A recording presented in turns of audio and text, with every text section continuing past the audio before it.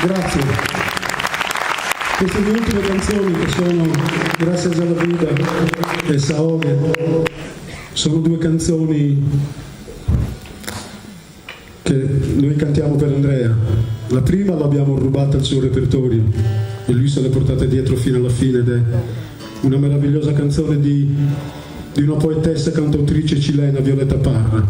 Saogue è una canzone che è nata, scritta da Gino, è nata la prima canzone che parla veramente di Andrea e che è dedicata a lui. Gracias ad Andrea.